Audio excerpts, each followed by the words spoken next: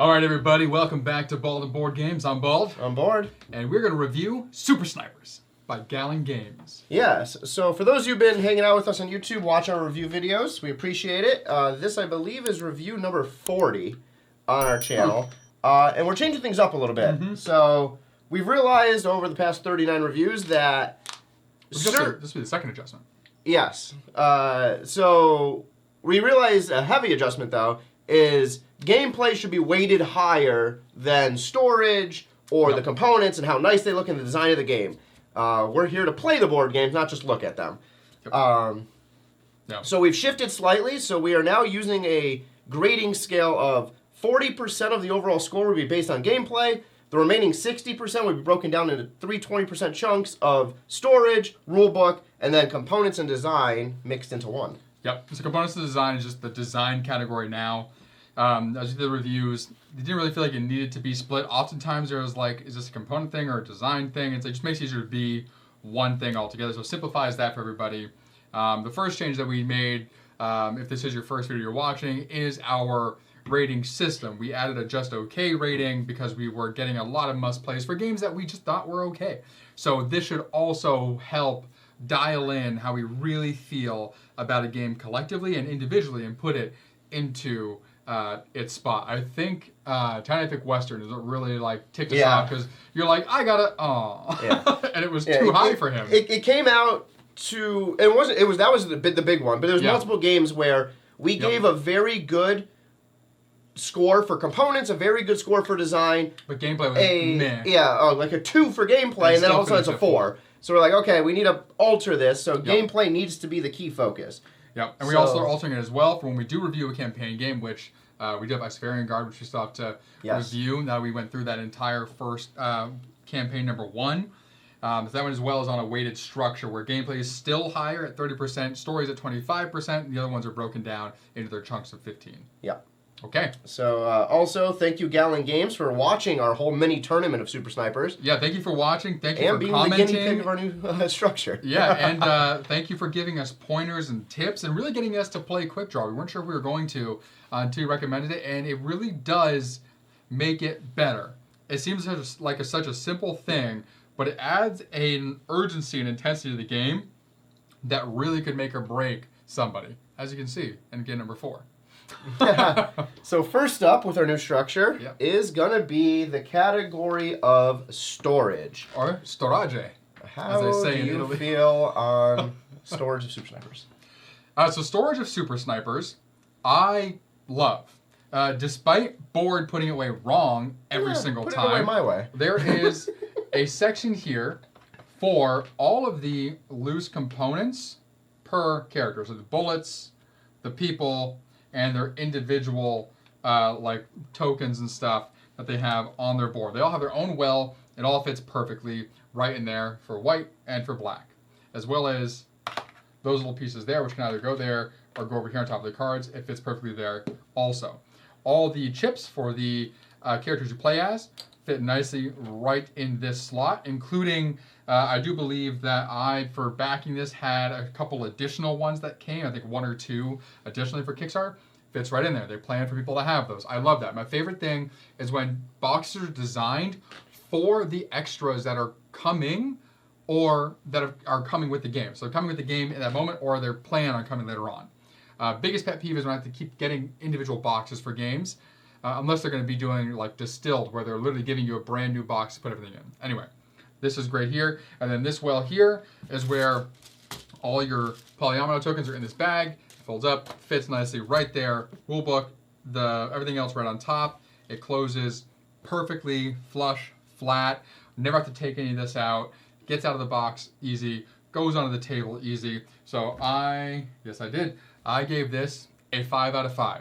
Which says a lot, because we also upgraded our difficulty individually for what gets a 5 out of 5, because it has to be compared to everything else that's gotten a 5 out of 5 in those categories. Yes. Yeah, so to get a 5 out of 5 in each category is definitely more difficult, especially when we start looking now at like rule books and whatnot, like little things are starting to dock points. Yeah, we have to compare it to things like Lacerda. You know, Lacerda has our only game that got a perfect score. We won't tell you what it is. You can go find it in our 40 review videos. That game in Sharon, not Sharon. Yeah. What was her name? Watch our rankings video. I can't remember her name. Why am I blanking on her name? Sandra. Sandra. I was like, it's not Sharon. It was close. All right. Why can't I remember her name? Oh, no. Name a woman. Couldn't name a woman. All right. So for my storage score... Name every woman. Whitney Houston. What am I, Mark Wahlberg and Ted? So my score for this is similar to Nick's. So my rationale, I agree. So you have your 2 slots here. I prefer to just stick all of the things in my polyomino bag because they also fit there. That's and true. then I just pull it out and I just have all my pieces. Lazy bastard. It works. And then we switch colors every time and he has to deal with it. I know. He's just an ass. All the cards fit right here. Again, to Nick's point, you have all of your tokens and potentially some extras from kickstarting. And then the bags, all of your individual map cards go here with everything on top, game boards on top of that. So I do agree that this fits everything. It was sideways on the shelf. We pulled it out. Not one thing was in a spot it wasn't supposed to be in. Yep. So I do agree and give this a 5. Woo! Bring them out. Bring them out. Okay. Next up is the rule book for Super Snipers. Yeah. How do you feel about the book of rules? So for the rule book, we also have this player aid. I'll start with player aid.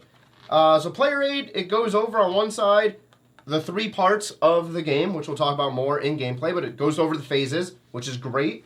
It goes over the powers of the major tokens that are on your board, so you can look at it and reference it as the game's going by. It very clearly says what happens if you're a winner and loser for the final phase. It goes over if you're a loser. On the backside, it goes over some of the clarifications, which is really important because there's certain ways polyominoes cannot be placed in this game. Yep. So it very clearly defines some of those with green highlights for good, red for not good, or bad. Green for good, red for not good. This is how you good speak. I well speak. There's constant echo when you talk to me. For the rulebook itself, they are very clear in their rulebook, which is nice. So very color coded. You can see, boom, boom, boom. Here's all the steps. Goes in very large, clear red sections for how everything is breaking out. It goes through, adds some pointers and alerts that you have to focus on. Again, very clear. Goes through each phase in order. Tells you what to do. Explains the bonuses. Explains some of the other stuff. And then in the back, under FAQ, explains all the abilities. So we had multiple times where we're like, what exactly does this ability mean? That is pretty much all clarified right here. And then it goes over solo, which we don't care about. Board's favorite part. And then adjusting to difficulty, which is nice as well, which we utilized. Yep. I do believe, though, if I remember correctly, it's been like 2 weeks since we played this, that there was some confusion still on some of these people we had to look up online. Yes. Yeah. He had to tell us about it. Yeah, so I don't remember exactly which person it was, but there was some clarity on some of these people where it wasn't perfectly clear on how it worked or exactly when it worked or what triggered it. So because of that, I'm going to dock it to a 4.5. But everything else was great. We've played this now like 7 times, I think, total. Because we played a few other times before. A lot. And it's worked really well. Okay, cool. In front of me now? Yeah. Ooh, my turn. I entirely agree. So first off, I'll do the same thing. Player aid is on a nice, thick piece of whatever kind of paper this is called. Something like plastic in a way. Very nice. Very clear. Phase 1, Phase 2, Phase 3, Phase 4. What the powers do. On the reverse side, talking about placement of items. So very clear, to the point. Great player aid. The rule book, yes. Pictures all over. Color coded, so that way you can easily reference certain items. Even here, 1, 2, 3, 4, and then they color coded the A, B, C, D, E. Not right. A, B, C. They skipped D and put E. Where's D? A, B, C, E. They didn't get the D. There we go. No D for you. Just skip the D. That's fine. Whatever. My point is that it's color coded underneath this section to know that's one chunk before you go on to the next one. Indented as well, which is like a subconscious identifier. Here, the color coding, in addition to the Roman numeral, was really smart on here. It's just very easy to see, okay, 2 yellow, and you can easily find where those are. So very, very good. Very clear rule book, clear pictures. Quick read too. As you can see, the pages are not overly wordy. So there was definitely some refinement that you can tell was done with the rulebook to make this as clear as possible and being as simple as possible. Now, where I do have my issue is this back part of the frequently asked questions regarding the abilities. It does give a slight bit further clarification, but it does not clarify certain things about abilities being used both at the same time, both of them being active, the adrenaline ability and the regular one. There were a few others that were still a little confusing as to exactly what they meant. There was only one or two of them, but even still, if you're going to have this section in the back for the abilities, you need to cover every possible question, or at least make sure it's as clear as possible in your statement what it does and what it does not do. So similar to you, I did dock it the 0.5 because of that. So it does get a 4.5 from me as well. All which right. is still great. Yeah. I feel like the next two categories or values will differ probably. But next category up is the components. So Design. And design. Design/component. Are we just calling it design? Overall design. Design. Yeah. It's like it's designing the components Yes. and then, yeah. So that is everything on the table here. How it looks, how it feels, what it's made out of, all of the bits and pieces. Alrighty, folks. So, for components, I'll start with that piece of design first. I think that everything is absolutely solid. The cards are a nice linen finish. You're not shuffling these really at all. You can just choose them. We chose to shuffle and do them at random. But being linen finish and the way you use these are not going to get busted up whatsoever over time, which is great. The bullets don't need to be plastic or anything special. You're just kind of handing them over, but they look great. So those are magnificent. They have a 1, 2, 3 on there to help keep track as well. Again, wasn't needed. Just a fun little touch. The polyominoes here. We'll say that I do have the upgraded polyomino version of this, which is the acrylic one, but it's something that they offered during the initial release. It is not something I had to buy outside of them, so I count it in this. I love that the polyominoes are a different color, that they have a different border as well. So this way, when you sometimes you're trading with each other due to abilities, you can easily tell what's what and whose is whose. They're all consistent. They all fit on here nice and squarely without there being any kind of issue or like anything being offset or cut weird. So there's no defects that we've run into at all while playing, which is great, especially when you're playing a game where you have to slot them in next to each other. The little tokens, same thing, acrylic. The little meeple people, that's all they need to be. They fit right here in this little square. You have the good guys and the bad guy. Different color, straightforward, easy to see, magnificent. These boards in the middle, again, made out of the same stuff the reference is made out of. So very clear, very sturdy, love that. And then you have this board and you have the main board, which is this very thick punch board, which I like. It's very, very sturdy. Again, double-sided with the different locations. So, the artwork, and I'll say my last gripe with the components for the end here. The artwork, I love. It is very fun, like this dystopian place. It really does feel like with these, what I have down here, I have 5. Where is 5? That's 5. So here, you're further zoomed out. You're trying to locate, okay, where are they in this structure? Where are they at? And then when you locate them, it literally zooms in on this board here. You're literally closer. It's in the scope. And now you're trying to, okay, they're down here. Got to pinpoint them after make sure everyone else is safe. And then you take them out, right? So that artwork is great. That it literally looks like you're zooming right in to where they're at. I love that.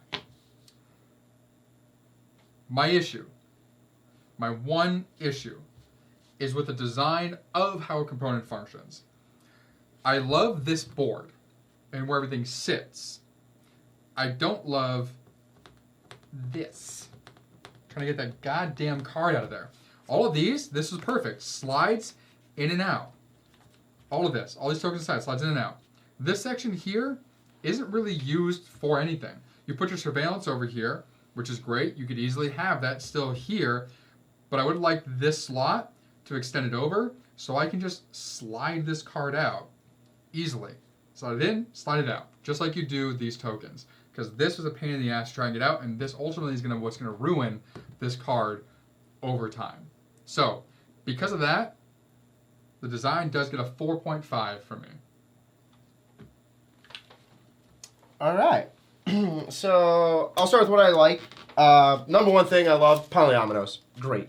Yep. So again, really fun. The 3 different colors of time, something and something. It says in the book. Nice. I can't remember the 3 names. I don't know. Sorry. That's not important to the review, but there's 3 names, 1 for each of the colors. It's really creative. I enjoy it. So yeah, polyominoes, great. Appreciate what they did with that. Yeah.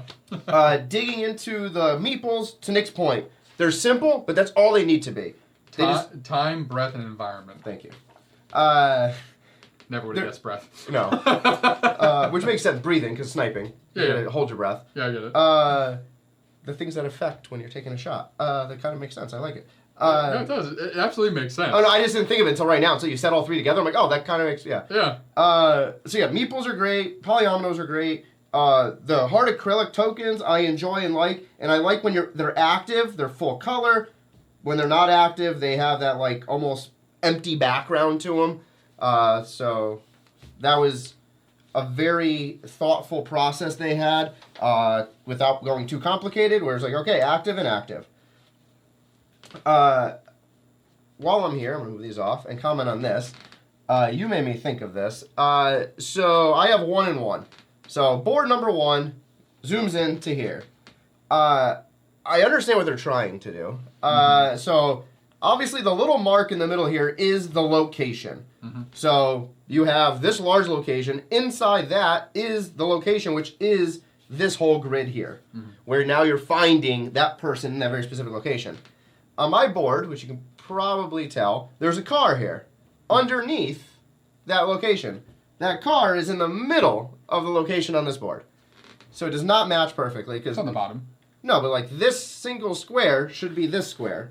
Well, no, it's not entirely like it's encased in this here.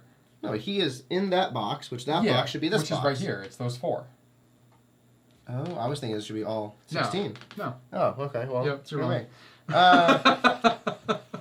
I just thought it was like... I got you, Galen. Don't worry. I got you. So, design looks cool then. I was misunderstanding how low. I'm like, why is it like partly there, but now it's too close here? It's also supposed to be symbolic of like, oh, because all of them are in the middle. None of them are like over here on the edge. That's true. So. Okay, so I recant. Design looks great.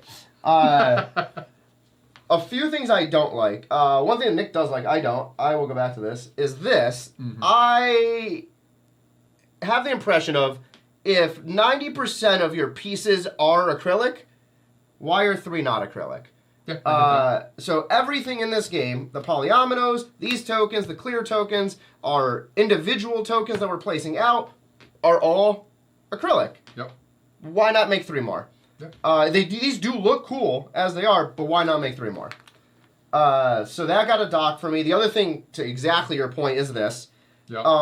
And in my mind, I'll make it even simpler. Make these 2 corners punchboard, where this is just a hole. Okay, yeah. And then you literally can just put your finger in the hole and pop it up. Yep. It would be that simple. That this just goes clean through, that just pops out. But I do agree that this will ruin this component eventually. It'll either fold and you don't want it to fold, or you're going to start scraping that corner away and ding it up. Yep. Other than that, in terms of design, it fit the vibe of the game. All the people have kind of cool designs here. They're not realistic, but they are kind of fun and vibe to the game. Like, Gunhead is literally a dude with his head is a gun, instead of like he's a gunhead, like loves to shoot people or things. So threat to people. Goddamn. So my design score is going to be a 4. Okay. Again, great job overall. Still love it, but a few little things. I forgot to mention, I love the variety of the character designs, and actually, I enjoy the anime-esque style too. I know you didn't say you didn't. I'm just saying in general, but I do enjoy that. It's more creative than just having a Call of Duty person. You know, True. Don't give me that. I like that's more. It leans more towards like a not Fortnite. I'm thinking about PUBG. Nope. No, not PUBG. Shit. I can't read. It's on the Riot Games. League of Legends are Valorant. Yeah, like Valorant. Yeah, Valorant. Whatever it said. It's Valorant. Anyway, okay. So next up is gameplay. So the big one, the big weight. How's gameplay for you? So the quick 30-second overview of this game is how to gameplay. is you start on these here. So Yep. I have 3, Nick has 3 to start. His tokens go on my side, my tokens go on his side to indicate which location has the individual. So you can see there's 2 misses and the person. These are all shuffled up and hidden. I have to then put polyomino pieces out to try to find that person. Once they're fully enclosed, something like that, you can then flip this and identify. So very simple. Once you've done that, then you go to the big board, matching the number, put out your people, and same thing. You have to close out the innocents, close out inside the red box the killer, and then put your bullet down to finish the job. Mm-hmm. So conceptually, very simple. You work through one thing, place it out, slide these over, draw a new one, place that out, and then turn after turn after turn. As Nick mentioned earlier, we did have the quick draw rules, which add in this hourglass. As soon as I start saying, like, that's not the word I want. Magnifying glass. Hourglass, where I flip this, I start my turn. I cannot take another turn until this glass runs out, which is 10 seconds. So it adds an interesting aspect there for timekeeping. Yeah, you don't have to do that. That's a more challenging way to put it. Yes. And then the game ends once you get 3 kills. Yep. And you hand over 3 of these. So that is the basis of how the game play, or what the gameplay is. So my review of the gameplay is, starting with these, I love how they set this up. So there's 3 locations. It starts, and there's 1, 2, 3, and then 4, 5, 6. So they added some difficulty levels, which is nice. You're not playing the same game every single time. Yep. I also enjoy how my number 2 is not the same as the other number 2. Yep. So there is variance if you're playing. So Nick and I specifically swapped black and white back and forth to have that variance. Yep. I like how they added this on. So if you place something that matches one of these colors here, you get surveillance. You'll get an extra piece. So it adds some strategy aspect instead of just playing everything wonkily. There's a new word. Wonkily. Yeah, straight out of Willy Wonka's chocolate factory. It's like with Willy Wonka and Dr. Seuss had a baby. Yeah, there we go. Wonkily. You're walking wonkily down the road. That's when Shakespeare got old. That's always. So I enjoy how that's all set up. You take your shot, you finally find the person, you set up this map, again, you place your people out, and then you have some other new benefits, which are right here. Concentrate, recalibrate, exchange. And they all offer something a little different, which adds a fun aspect where you're like, oh, if you're cornered, you can have recalibrate and then move things around. Or you use a clear token and take something and discard it and use something else. So I do love how they added these extra bonuses, or powers they call them, to be able to restructure some things. Mm-hmm. And then, as we kind of mentioned earlier, everyone has an ability, and then they have a fail-forward method of adrenaline, where if you lose, you activate a secondary ability only for that next game. Yep. If you win that game, then you'll flip this back face down again. So I do like how it flows. So here, shoot, go here, work your thing out to try to get the first kill, use your abilities if you can.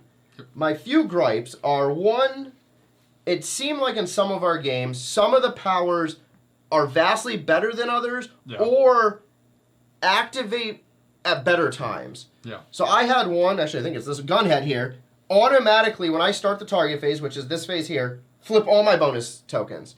So I instantly had everything available to me. At least that's how we understand it. And I think the way you described it as well. So if that's wrong, definitely correct us, Galen. But again, that's to the point of the rulebook scores, if that is wrong. Yeah.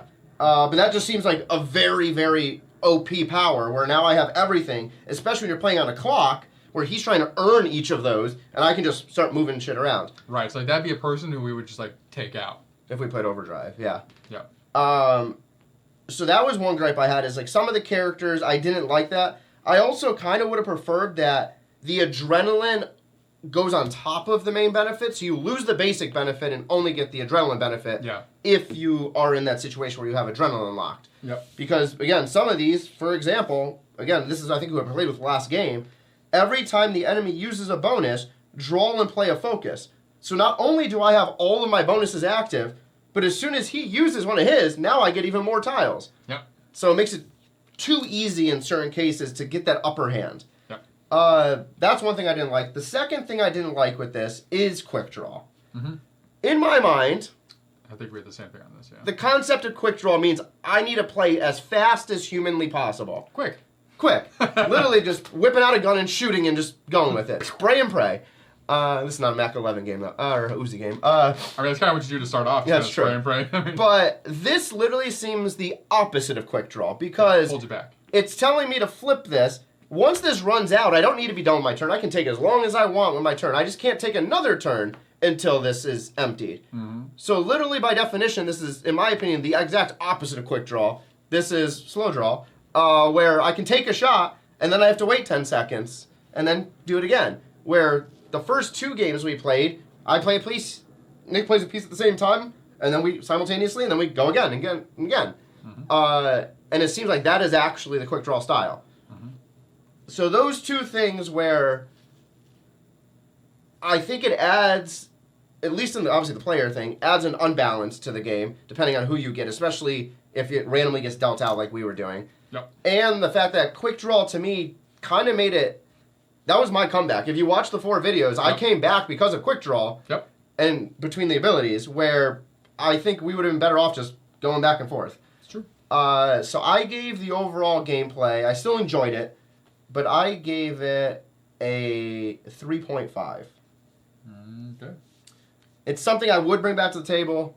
Again, it only takes 20, 30 minutes. It's still fun to play. Yeah. But there is a few things, based on what mode you play and whatnot, where some alterations would be beneficial. My lord. Hey, you want to double check my math there while I go? Yes, I will. All right, are we on me? I can be. There we are. All right, everyone. So for my gameplay stuff. So, things that I really like. Polyominoes. A lot of fun. Great puzzle for placing them in. Grew up playing Tetris. Love it. So enjoyable. I like that you have to isolate and save the civilians before you can take your final shot. I like that your final shot has to be a specific piece, so you have to be strategic in how you do this stuff. I like that there is an adrenaline that happens, a fail forward. I'm a big fan of fail forward because it keeps the person ahead from getting too far ahead to where it just becomes no fun for the people playing. I think that the bonuses are very creative. So the exchange, having this little swap ability, concentrate, being able to put a new one out, form a new chain, recalibrate, being able to move stuff, tactical advantage, being able to rearrange your focus here so you can kind of do that and set yourself up for future turns. Awesome. I love the surveillance aspect, like you mentioned before, on these boards. We couple it up, cover it up, and you put a piece over here. And so that is your push your luck mechanic here, is you can take your time and cover up every single surveillance spot to make sure that when you come here, you have a bunch to lay down. But in doing so, you could be allowing your opponent to find you first and get super far ahead into the actual game and taking you out. So, a lot of fun. I like that you do play over multiple rounds. I enjoy, which we learned when we started playing this time around, that when I win, I remove the location where I was at, also on the other side. So now it is easier for my opponent to find me, and I still have all the locations from where he was hiding where I had to find him. So that is a nice touch. I like that the different boards have different difficulties as well. The higher number is more difficult, the lower number is easier. So that's another tactical thing you can choose. Like, do I go high first? Do I go middle? Do I go easy first?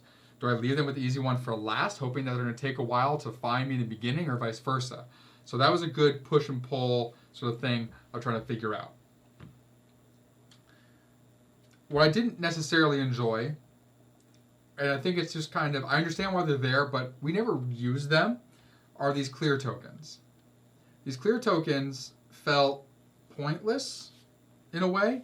Again, I understand their purpose, and I'm sure other people may use them, but in most of the games, we never use those at all. I only use it because I had like 3 of these straight ups in a row, and I'm like, gosh, shit, this sucks. Exactly. For the polyominoes, I do like this sort of Tetris mechanic of them coming out, but that heavy randomness of these in the bag could leave you in situations where you literally can't put them down in a specific way because of the randomness of how they are coming out. Hence, probably the clear token to get that out. So those two things paired together work well individually. It felt like I never used the clear, so I had to always go back and try to figure out what they were for, but doing that in the game can be detrimental and lose you that turn. The quick draw, I agree with. The fact that this timer makes you wait until the sand runs down to take your next turn does feel like the opposite of quick draw. And now I understand that 10 seconds could be very quick for some people, but for us, it felt like an eternity. Like we were waiting to flip that and go again. I would have liked to have seen something different to where you flip this, you have to place a piece down within 10 seconds, and if you do, then you get to flip it again, and you have to place the piece down within whatever seconds are there, and so it's this continuous back and forth of like, okay, I gotta place it down before the sand runs out, so on and so forth, and maybe there's some sort of timer aspect to it where there's a penalty if you don't. Like maybe you have 10 seconds to put down as many pieces as possible. And then once that runs out, you flip it and have to wait 10 seconds before your next one goes down. Who knows?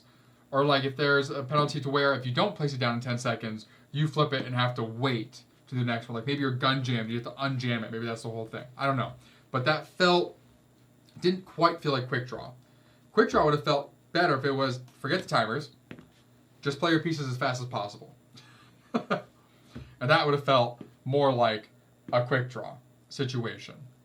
Or when somebody locates you, that's where the timer comes in. You flip it over, you have to wait 10 seconds because they located you because they're putting down their surveillance. Then once that timer's up, now it's back to place your pieces down as quick as possible. Something of that sort. Something else I actually don't enjoy is similar to what Board was talking about, this little target in the middle here, is I do wish that these weren't all in the middle. I wish that these had some variety to where it was even shifted over into the different areas. There's 6 different tiles, right? So why not use the 3, 4, 5, use the areas around the outside. So you could use 6 locations around the outside of this. There's different areas on here. What also could have been cool is if you were playing on one map each time, and there was more of like a gridded coding system, almost like a battleship sort of thing. And there was a few spots where you could have put them, and you had these 3 that you put down in certain areas, and they had to literally locate your square. So there's no specific target area, but they're literally trying to target you within this tiny map. And if they find you, then they zoom in to whatever section that would be on the main board. That would add a lot more variety, because then you could have, potentially 4 bigger maps per smaller map, times 6. Just some ideas for variability. That's what I really like about games, when you can play them over and over again different ways.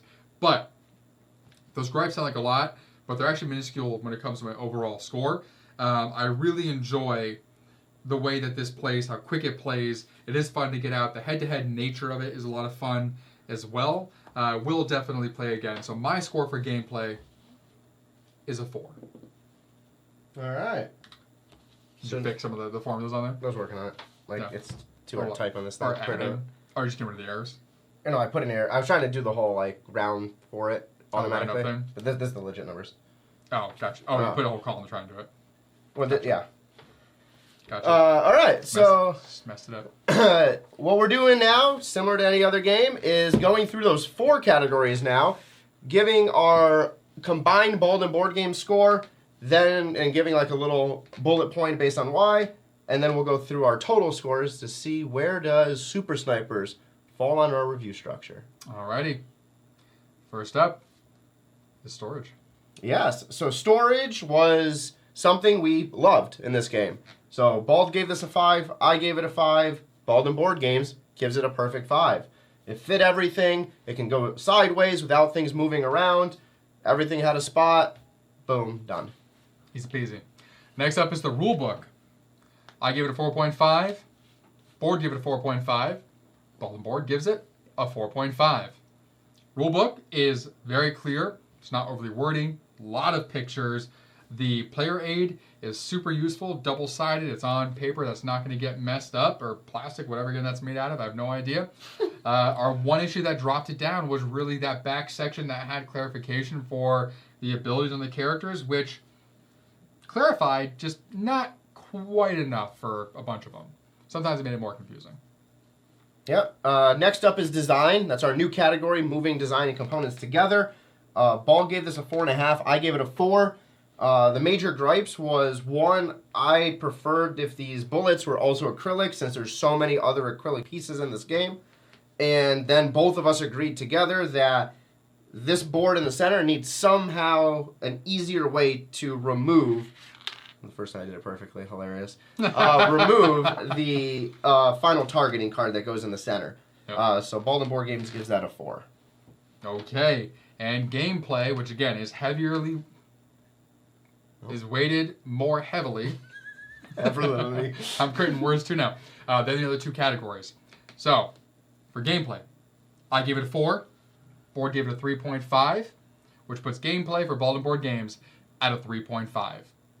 We really enjoy this game. It is a lot of fun. The things that kept it knocked down were certain abilities that were OP, was some of the, I forget what your other issue was besides the OP abilities. Was that the only issue? What was the other issue?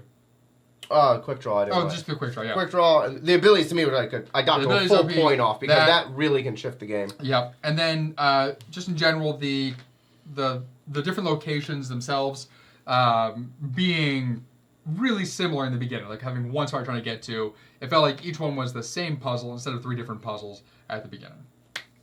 Okay. All right. So now all 4 categories combined together with our new weighted rating system. So as board, my final score for Super Snipers is a 4 out of 5. And as Bald, my final score for Super Snipers is a 4 out of 5. And so for for Super Snipers. Therefore, for Super Snipers by Galen Games, it gets a 4. Which is our certified Bald Board Games must-play game. Yeah. It is. The must-play is a 4 or 4.5 based on our rating system. Yep. Again, great game. Runs quick. It's a lot of fun. It has different variability with the characters and what side you're playing with. There's just a few little things where it's like it could go very wrong. Yeah, and it's nothing that's going to stop us from playing the game, which is why this did get a certified must-play score from us. Those little things are really because we have to be honest in what we enjoyed or didn't enjoy when we're giving these scores. But that is also why we weighted things the way that we did, to ensure that if gameplay got a great score and everything else got a weaker score, that the game doesn't suffer too much from those, or vice versa. Yeah. If gameplay got a weak score and the other things got a great score, that the game did not get celebrated as something amazing if it didn't play as well. But Super Snipers by Galen Games is a great game, a very fun game if you're looking for something for 2 players at home, if you love polyominoes, Tetris-style puzzles. Yeah, and again, appreciate Galen Games for watching all 4 of our streams, and most likely this video as well. Yep. Our next video set will be coming shortly, where we are now digging into all of our spookiness. We are. Do we have it over here? We do. There you go. So our October tournament game is Dracula versus Van Helsing. We just played our first game. I'm not going to tell you who won and who lost. It was a very close game. Letter B. Came right down to the last beat of the heart. And yeah, so stay tuned at Bald Board Games here on YouTube for that tournament series coming next. But thank you for joining us here at Bald Board Games as we did our review of Super Snipers by Galen Games. I'm Bald. I'm bored. And we'll see you in a ditch probably. I mean, I don't know.